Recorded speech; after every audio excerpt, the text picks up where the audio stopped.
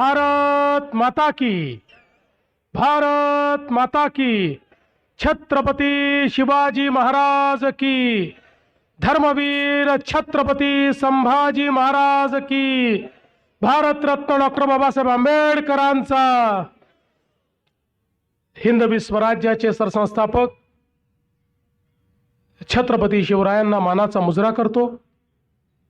भारतीय राज्यघटनेचे शिल्पकार भारतरत्न डॉक्टर बाबासाहेब आंबेडकर यांना मानवंदना अर्पित करतो। महानुभाव पंथाच्या या काशीमध्ये जिथे चक्रपाणी प्रभूंची जन्मभूमी आहे, त्यांच्याही परम पवित्र अशा स्मृतींचा आशीर्वाद घेतो। आणि आज फलटणमध्ये या सभेच्या निमित्ताने मंचावर उपस्थित असलेले राज्याचे ग्रामविकास मंत्री, या सातारा जिल्ह्याचे सुपुत्र जयकुमार गोरेजी, ज्यांनी खऱ्या अर्थानं विकास काय असतो हे फलटणला दाखवून दिलं, ते आपले माजी खासदार आणि लाडके नेते रणजितसिंह नाईक निंबाळकर, आपले लोकप्रिय आणि कार्यक्षम आमदार सचिनदादा पाटील, रामभाऊ सातपुते, धैर्यशील दादा कदम, प्रल्हादजी साळुंके, दिलीपसिंह भोसले, शिवरूपराजे खर्डेकर, ॲडव्होकेट नरसिंग निकम, बाळासाहेब सोळसकर, जिजामालाताई नाईक निंबाळकर, मनीषाताई नाईक निंबाळकर, प्रतिभाताई शिंदे, डी के अण्णा पवार, सुशांत निंबाळकर, चेतनसिंह केदार, विश्वासराव भोसले, संजय पाटील, संजय कापसे, सचिन रणवरे, विलास नलवडे, बजरंग गावडे, सुदामप्पा मांढरे, दिलीप नेवसे, रामभाऊ ठेकळे, त्याचप्रमाणे नगराध्यक्ष पदाकरता आपले अतिशय अनुभवी आणि ज्यांनी नगरपालिकेमध्ये अतिशय ठामपणे भूमिका घेऊन सातत्याने आपली बाजू मांडली असे शमशेरसिंह हिंदूराव नाईक निंबाळकर, आणि त्यांच्यासोबत या ठिकाणी आपले सर्व नगरसेवक पदाचे उमेदवार आणि उपस्थित फलटणमधील सर्व माता भगिनी आणि बंधूंनो, आज खरं म्हणजे मला अतिशय आनंद आहे की आपल्या सर्वांचं दर्शन घेण्याकरता पुन्हा एकदा येण्याची संधी मला मिळाली। पहिल्यांदा निवडणूक 2 तारखेला होती, त्यावेळेस मला रणजितदादांनी निमंत्रित केलं होतं।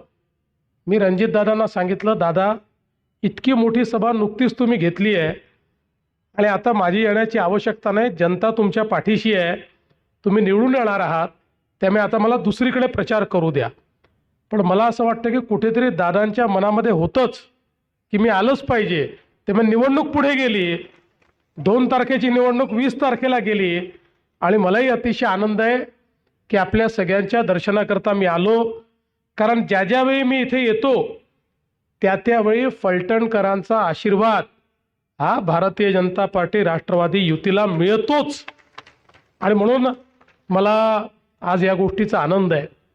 खरं म्हणजे नगरपालिकेच्या निवडणुकीच्या निमित्ताने आज आपण सगळे लोक या ठिकाणी एकत्रित आलो आहोत, ते पुढच्या 5 वर्षामध्ये आपल्या शहराचं आपल्याला नेमकी काय प्रगती करायची आहे याचा विचार करण्याकरता आलो। आपण जर बघितलं तर आपल्या देशामध्ये जवळपास स्वातंत्र्यानंतर 7 दशकं सातत्याने एक विचार होता, तो विचार काही चुकीचा नव्हता, पण विचार असा होता की भारत हा गावांमध्ये राहतो, गावांचा विकास म्हणजे देशाचा विकास, आणि म्हणून राज्यकर्ते गावांच्या संदर्भात तर विचार करायचे, पण त्याचवेळी शहरांचा मात्र राज्यकर्त्यांना विसर पडत गेला। शहरातील लोक राहतात, अन्न, वस्त्र, निवारा, शिक्षण, आरोग्य, रोजगार या सगळ्या मूलभूत गोष्टी शहरांमध्येही गरजेच्या आहेत, आणि आपली शहरं चांगली झाली पाहिजेत, याकरता कोणत्याही चांगल्या योजना या शहरांकरता तयार झाल्या नाहीत. परिणाम असा झाला की आपली शहरं बकाल होत गेली. आता बघा, आपण कितीही गावांमध्ये विकासाचा प्रयत्न केला तरी देखील लोक शहरांकडे आले, शहरं वाढायला लागली, शहरं मोठी झाली, शहरांची लोकसंख्या वाढली.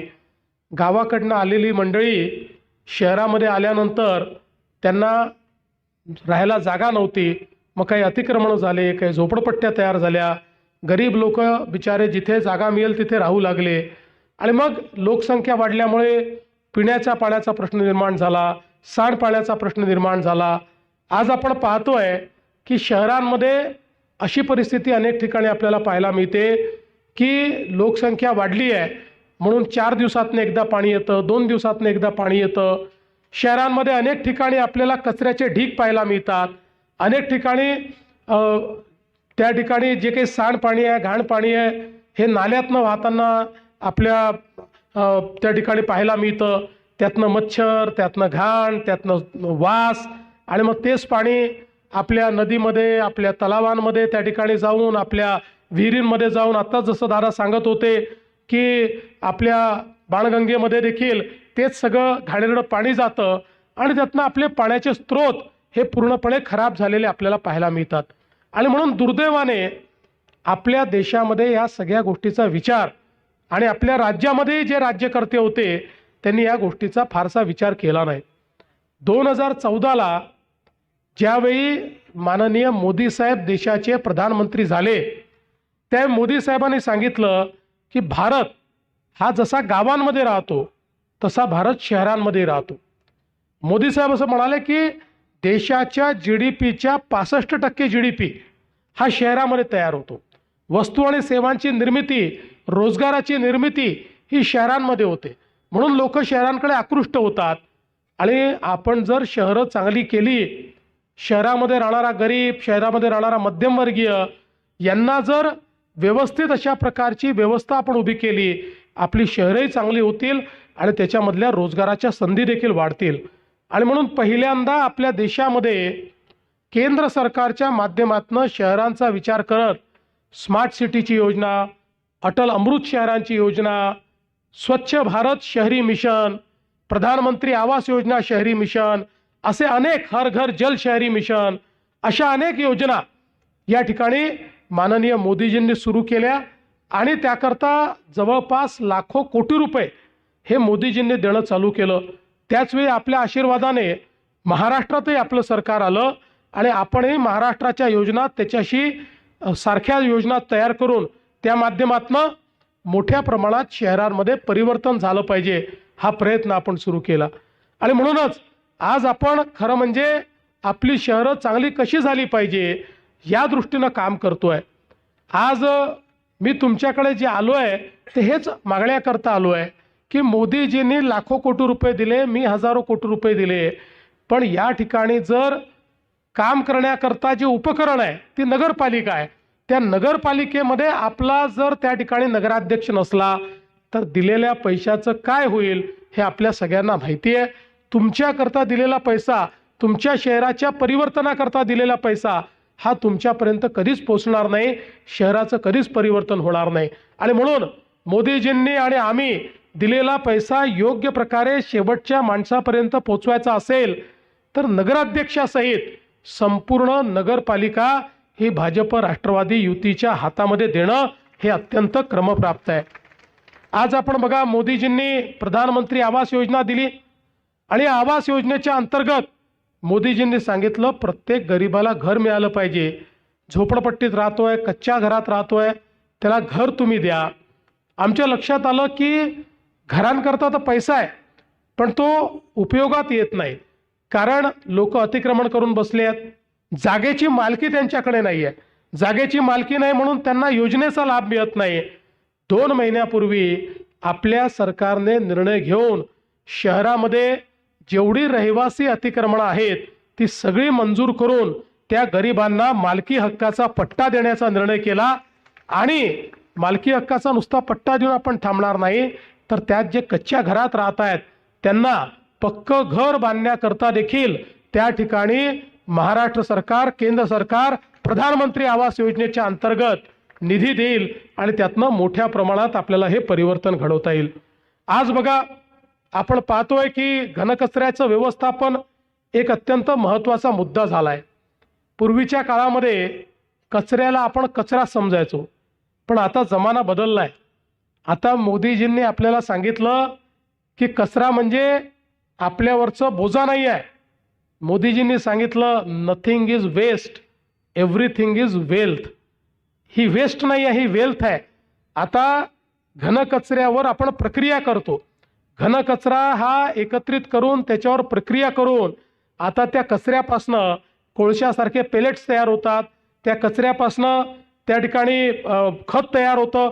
आपण तर, मी मुख्यमंत्री असताना आता महाराष्ट्रामध्ये नगरपालिकांच्या कचऱ्यापासून तयार होणाऱ्या खतांचा एक ब्रँड तयार केलेला आहे की जो ब्रँड त्या खतांना, शेतकऱ्यांना त्या ठिकाणी आपण ती खतं देतो. एवढंच नाही तर आता त्याच्या पलीकडे आपण पोहोचलो. हा जो काही कचरा आहे, या कचऱ्यापासनं आपण गॅस तयार करतो ज्याच्यावर गाड्या चालू शकतात. या कचऱ्यापासनं आता इलेक्ट्रिसिटी आपण तयार करतो. आणि म्हणून मोदीजींनी आता आपल्याला इतक्या मोठ्या प्रमाणात निधी दिला. सगळी शहरं ही कचरामुक्त झाली पाहिजे आणि कचरामुक्त होत असताना त्याचं डंपिंग न करता कचऱ्यावर प्रक्रिया करून शहरं उत्तम कशी करता येतील.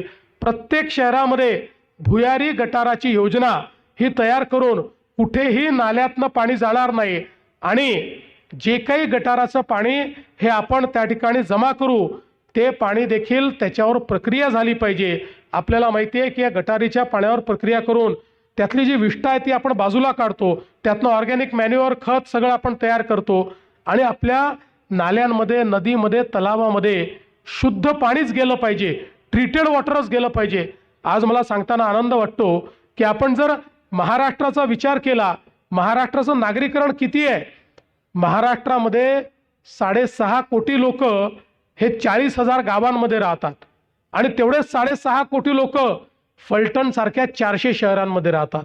या 400 शहरांचा चेहरा मोहरा जर आपण बदलला तर आपण 6.5 कोटी लोकांच्या जीवनामध्ये एक गुणात्मक परिवर्तन आणू शकतो. आणि म्हणून मागच्या काळात आम्ही जे काम चालू केलं, आज जवळपास 200-250 शहरं आपण बदलली, पण अनेक शहरं अजून बदलायची आहेत.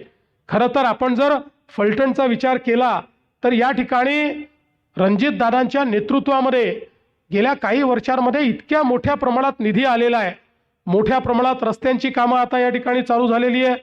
या ठिकाणी फलटणकडे येणारे जेवढे मार्ग आहेत ते सगळे रणजितदादांनी माझ्या आणि गडकरी साहेबांच्या मागे लागून त्या ठिकाणी मंजूर करून घेतले. फलटण पंढरपूर पालखी मार्ग 6,000 कोटी रुपये, फलटण बारामती रस्ता 795 कोटी रुपये, फलटण पुसेगाव परत केंद्र सरकारने तो केला, म्हणजे काम चालू केलं. फलटण आदरकी 350 कोटी रुपये, फलटण दहिवडी 4,000 कोटी रुपये, पाडेगाव ते शिंगणापूर 700 कोटी रुपये, आसुगाव ते फलटण ते गिरवी 250 कोटी रुपये आणि फलटणचे अंतर्गत रस्ते 100 कोटी रुपये. मला एक सांगा, फलटण सारख्या शहराकरता एवढा निधी यापूर्वी कोणी कोणाच्या स्वप्नात तरी आलाय का? जेवढा निधी आज खऱ्या अर्थानं रणजितदादांच्या प्रयत्नातून, आणि हा कागदावरचा नाही आहे, ही सगळी कामं या ठिकाणी आपल्याला दिसत आहेत. वारकरी भवन असेल, प्रशासकीय भवनाचं काम चाललेलं आहे, महसूल भवनाचं काम चाललेलं आहे. या ठिकाणी 2 पोलीस स्टेशन्स उभे राहिले आहेत. आमच्या पोलिसांकरता उत्तम क्वार्टर आपण त्या ठिकाणी उभे केलेले आहेत. अतिरिक्त सत्र न्यायालय सुरू केलेलं आहे. दिवाणी न्यायालय सुद्धा आपण त्या ठिकाणी मंजूर केलं आहे. आत्ताच मला दादांनी येता येता कानात सांगितलं, न्यायालय तर सुरू झाले पण वेगवेगळ्या ठिकाणी आहेत, त्याची आता एक एकत्रित इमारत देखील तुम्ही करून टाका. दादा काही काळजी करू नका, पुढच्या काळामध्ये न्यायालयाची इमारत देखील या ठिकाणी आपण करू. आणि एवढंच नाही तर नाईक बोंबवाडीमध्ये आपण त्या ठिकाणी दादांच्याच प्रयत्नातनं MIDC तयार केली. पण नुसती MIDC तयार करून फायदा होत नाही, त्या ठिकाणी उद्योगही आला पाहिजे. मी तुम्हाला आज सांगत नाही, पण मी मागच्या वेळेस तुम्हाला शब्द देऊन गेलो. त्यानंतर जवळपास 7-8 मोठ्या उद्योजकांची माझी बोलणी चालली आहे आणि मी तुम्हाला दिलेला शब्द आहे दादा, लक्षात ठेवा. त्या ठिकाणी उद्योग आणल्याशिवाय मी शांत बसणार नाही. आपल्या सगळ्या लोकांच्या हाताला जे काम आहे ते मिळालं पाहिजे, या दृष्टीनं निश्चितपणे त्या ठिकाणी उद्योग देखील आणण्याचं काम करू. एक शहर म्हणून ज्या ज्या गोष्टी केल्या पाहिजेत त्या सगळ्या दादांनी या ठिकाणी मंजूर करून घेतल्या. क्रीडांगण असेल, जलतरण तलाव असेल, आधुनिक जिम असेल, अभ्यासिका असेल, नानानाईक पार्क असेल, तारांगण असेल, नाट्यगृह असेल, या सगळ्या गोष्टी वेगवेगळ्या स्तरांवर त्याची मंजुरी ही दादांनी आणि आपल्या आमदार साहेबांनी मिळवली आणि त्यामुळे आज मोठ्या प्रमाणात या ठिकाणी शहराला शहराचा चेहरा, कारण शेवटी इतकं महत्त्वाचं शहर आहे, इतकं ऐतिहासिक शहर आहे, छत्रपती शिवरायांच्या इतिहासाशी तर जोडलेलंच आहे, पण प्रभू श्रीरामांच्या इतिहासाशी जोडलेलं शहर आहे आणि म्हणून अशा प्रकारचं हे शहर, या शहरामध्ये मोठं परिवर्तन झालं पाहिजे, शहर शहरासारखं वाटलं पाहिजे, या दृष्टीनं खऱ्या अर्थानं ही सगळी कामं करण्याचा प्रयत्न आपण करतोय आणि म्हणून मी तुम्हाला एवढीच विनंती करण्याकरता आलो आहे की काय टिप्पणी होते याच्याकडे लक्ष देऊ नका. मी तर खरं म्हणजे मलाही या गोष्टीचं अतिशय दुःख आहे की एक आपली माऊली संपदाताई मुंडे डॉक्टर, या बिचाऱ्या त्यांनी एका विशिष्ट परिस्थितीमध्ये आपलं जीवन संपवलं, त्या कोणाकडनं प्रताडित होत्या ते सगळं आता तपासात बाहेर आलेलं आहे. पण अशा परिस्थितीचं भांडवलीकरण करायचं, त्याचं राजनीतीकरण करायचं आणि मग त्या आधारावर कोणाला तरी टार्गेट करायचं, या गोष्टी राजकारणात शोभण्यासारख्या गोष्टी नाही आहेत. शेवटी तपास पूर्ण झाला आणि मी अतिशय स्पष्टपणे आपल्या सगळ्यांनी ऐकलं असेल, मी महाराष्ट्राच्या विधानसभेमध्ये तपासाची सगळी माहिती दिली. आज पुन्हा एकदा तुम्हाला सांगतो, रणजित सिंग नाईक निंबाळकर यांचा दुरान्वयानेही याच्याशी कुठलाही संबंध आलेला नाही. यामध्ये जे आरोपी आहेत 100% तपास पूर्ण झालाय, सगळे पुरावे, टेक्निकल पुरावे सगळे मिळालेले आहेत. आरोपींना कठोरात कठोर शिक्षा होईल आणि त्या गरीब माऊलीच्या घरच्यांनाही आम्ही मदत करणार आहोत. पण अशा गोष्टीचं त्या ठिकाणी राजनीतीकरण करायचं आणि त्यातनं कुठेतरी कोणाला तरी टार्गेट करायचं, हे आपल्यापैकी कोणालाही शोभत नाही. राजकारण कुठल्या स्तराला आपण न्यायचं याचा विचार आपण केला पाहिजे. आपण बघा, आता इतके दिवस झाले नगरपालिकेच्या निवडणुका चालल्या आहेत. नगरपालिकेच्या निवडणुकीत आता तरी दुसरा टप्पा आहे. पहिल्या टप्प्यातही माझ्या 42 सभा झाल्या. सगळ्या शहरांमध्ये मी गेलो, कुठल्याही शहरात मी कोणावर टीका केली नाही, उमेदवारावर केली नाही, नेत्यावर केली नाही, पक्षावर केली नाही, कोणावर टीका केली नाही. कारण माझं म्हणणं स्पष्ट आहे, माझ्याकडे विकासाचा कार्यक्रम आहे. विकासाचा कार्यक्रम असताना मला टीका करायची गरज काय आहे? मी जे करून दाखवलंय ते मी बोलतो, जे करणार आहे ते मी बोलतो. त्यामुळे कुठलीही टीका न करता खऱ्या अर्थानं परिवर्तन घडवण्याकरता या निवडणुकीत मी आलेलो आहे. सकारात्मक मत मागण्याकरता आलो आहे. ते नालायक आहे म्हणून मला मत द्या असं मी म्हणतच नाही. मी चांगला आहे, मी चांगलं करून दाखवणार आहे, माझा नगराध्यक्ष चांगलं करून दाखवणार आहे, याकरता मला मत द्या. त्यामुळे कुठलंही निगेटिव्ह मत मला नको आहे, मला सकारात्मक मत हवं आहे. हे सगळे प्रकल्प जर रणजितदादा सचिनदादांच्या माध्यमातून आम्ही केले असतील, तुमचा विश्वास असेल तर आम्हाला तुमचं मत हवं आहे. तुमचं एक सकारात्मक मत हे निश्चितपणे या शहराला, या साताऱ्यातलं सगळ्यात आधुनिक शहर बनवू शकतं. कारण आता ज्या प्रकारची कामं रणजितदादांनी घेतली आहेत, जे विजन त्यांच्याकडे आहे आणि शमशेरदादांसारखा ज्याला या ठिकाणी नगरपालिका काय समजतं, विरोधी पक्षनेता म्हणून काम करत असताना खऱ्या अर्थानं त्यांनी आपले प्रश्न मांडलेले आहेत. त्यामुळे अतिशय चांगल्या प्रकारचं कॉम्बिनेशन हे या ठिकाणी आपल्याला मिळालेलं आहे. आता ही सगळी बॅकडोर आपल्या हातामध्ये आहे. मी काहीच बोलणार नाही, आपल्याला एवढीच विनंती करणार आहे, 20 तारखेला निवडणुका आहेत, 2 दिवस हातामध्ये आहेत. या 2 दिवसात पुन्हा चिखलफेक होईल, त्याची काही चिंता करू नका. कुठल्याच चिखलाने कमळाला फरक पडत नाही. चिखलामध्ये डौलानं उभं राहतं ते कमळ. त्याच्यामुळे 20 तारखेला तुम्हाला माझी विनंती आहे, सकाळी मतदानाला जा, कुठेही इकडे तिकडे पाहू नका. मतदारच्या आपलं जे वोटिंग मशीन आहे याच्यावर जिथे कमळ आणि घड्याळ दिसेल ती बटन दाबा. कॅन्डिडेट पाहू नका, माणूस पाहू नका, बाई पाहू नका. तुम्हाला माहिती आहे आम्ही जे सांगतो ते करतो. आपण बघा, ज्यावेळेस आपल्या आशीर्वादानं एक प्रचंड मोठा विजय आम्हाला मिळाला आणि हा विजय मिळाल्यानंतर 232 जागा निवडून आल्या, ऐतिहासिक न भूतो. लगेच लोक म्हणायला लागले, आता या भाजपवाल्यांना, महायुतीवाल्यांना इतक्या जागा मिळाल्या, आता हे पहिले लाडकी बहीण योजना बंद करणार. आता 1 वर्ष झालं बहिणींनो, झाली का बंद? जोपर्यंत तुमचा देवा भाऊ आहे तोपर्यंत ही योजना बंद होणार नाही. पण माझं शमशेर दादांना एक विनंती आहे, दादा तुम्हाला ही जनता निवडून तर देणारच आहे, पण आता माझ्या लाडक्या बहिणींना केवळ लाडकी बहीण ठेवू नका, त्यांना लखपती दीदी करा. आता मोदीजींनी लखपती दीदीचा कार्यक्रम केलाय आणि गेल्या 1.5 वर्षामध्ये 50 लाख लखपती दीदी महाराष्ट्रात तयार झाल्या आहेत. अजून 50 लाख आता करायचे आहेत. 1 कोटीनी आम्ही थांबणार नाही, त्याच्या पुढे जाणार आहोत. आता दादा तुमच्यावर आहे की या 1 कोटी लखपती दीदीमध्ये माझ्या फलटणच्या किती बहिणींना तुम्ही आणणार, ही जबाबदारी या ठिकाणी तुमच्यावर देऊन जातो. आणि आपल्या सगळ्यांना विनंती करतो, 20 तारखेला तुम्ही कमळाचं आणि घड्याळाचं बटन दाबा. 20 तारखेला आमची काळजी तुम्ही घ्या, पुढचे 5 वर्ष तुमची काळजी घेण्याची हमी मी घेतो. एवढंच बोलून माझे 2 शब्द संपवतो. धन्यवाद. जय हिंद, जय महाराष्ट्र.